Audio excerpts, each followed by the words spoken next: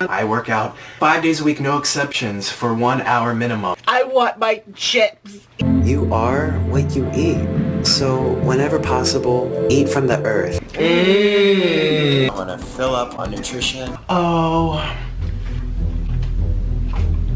If you're struggling, if you're fat, if you're sick, if you're overweight, if you're having problems, if anything, you know, I've been in your shoes, and stay tuned because I'm here to help you.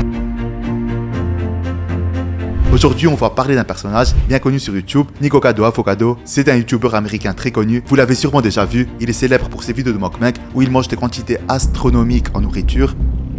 Mais derrière cette façade se cache une histoire bien plus complexe. This has been the greatest social experiment.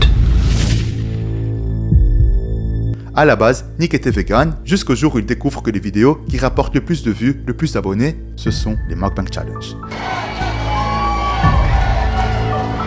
4 à 6 vidéos par semaine sont publiées. Tous le même thème, il va manger des quantités astronomiques en nourriture et au bout de quelques mois, il dépasse la barre des 1 million d'abonnés. Thank you. Thank you so much. I know, I'm dramatic and I know I have problems. Le meilleur moyen pour rester attirant et élargir son audience, c'est de manger encore plus de calories, de se créer un personnage atypique et de goûter à des aliments encore plus malsains. Ce qui l'a rendu rapidement célèbre, c'est son style, ses crises émotionnelles, ainsi que ses problèmes de santé qu'il partage avec toute transparence devant la caméra. I'm over here trying to recover from 3 broken ribs. 3. C'est quelqu'un qui va dire exactement ce qu'il pense et ce qu'il ressent. My hernia! My hernia! I was 32 inches. And I'm gonna flash a little photo. Bam. Welcome to my eating Il voulait prouver aux gens que, malgré l'obésité, on peut rester sain, en bonne santé, et on peut rester heureux dans sa vie. C'était sa mission de vie. It's a dream come true. Yeah, you worked hard at it. I worked so hard. Et à chaque fois qu'il dépassait la barre des 100 kilos, il faisait la fête.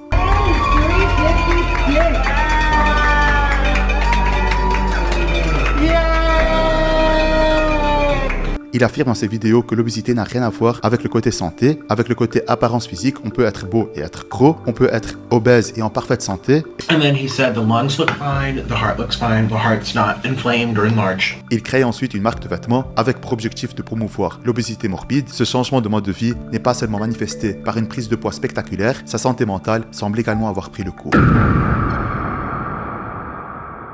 Nikocado Avocado joue un personnage exagéré sur les réseaux sociaux et il est souvent perturbé dans ses vidéos. On peut se demander si cela reflète son état d'esprit ou s'il s'agit tout simplement d'une mise en scène pour attirer plus de vues. Nikocado Avocado est devenu le symbole par excellence de l'excès de la surconsommation et il est important de comprendre les conséquences d'un tel mode de vie. Jusqu'où il est possible de pousser son corps en termes de taux de masse graisseux. I am not okay at all. Est-ce réaliste de se sentir bien dans sa peau quand on est en surpoids, quand on est obèse, quand on passe ses journées à se sentir essoufflé, vivre sous machine d'oxygène, se sentir lourd pendant ses journées, être anxieux pour la moindre raison? L'obésité est-il quelque chose de normal ou est-ce juste une habitude? I'm here, I am alive. I am here. Il a publié récemment une vidéo et ce n'est pas le Nikocado Avocado qu'on connaît. 2 steps ahead. I am always 2 steps ahead. This has been the greatest social experiment. On a l'habitude de le voir toujours agressif, sur les nerfs, en train de crier devant la caméra, en train de pleurer de temps en temps. So I am the villain. En parlant de mes propres expériences personnelles, j'ai vécu tous ces symptômes quand j'ai vécu 18 ans de ma vie en surpoids. Et je me rappelle, il y avait quelqu'un avec moi qui était à l'école. Lui aussi, il avait le dos qui était large, les épaules larges. Il avait une corpulence qui était plutôt costaud. Et on était du genre, ouais, nous on est barbus, on est chauves, on est gros. On fait peur aux gens, on a confiance en nous. J'aime être gros, je suis heureux comme ça. J'ai associé pendant 18 ans de ma vie le sport à une torture, à une sorte de souffrance. Les fast-foods étaient la véritable source de mon bonheur au quotidien. J'aimais passer mes journées à regarder la télévision, à faire des siestes pendant 2 heures de temps et vivre mes journées dominées par le stress, par l'anxiété, était devenu pour moi quelque chose de normal, de naturel. Et j'étais hyper empathique, à un degré où quand on m'insulte, littéralement, j'avais envie de pleurer. J'avais des sautes d'humeur en permanence, suivies par des périodes d'agressivité et parfois même de rage incontrôlable. C'était normal pour moi de passer des heures aux toilettes avec des troubles digestifs et gastro-intestinaux. Et j'essayais de me convaincre que j'étais épanoui comme ça, alors qu'en réalité, c'était une habitude.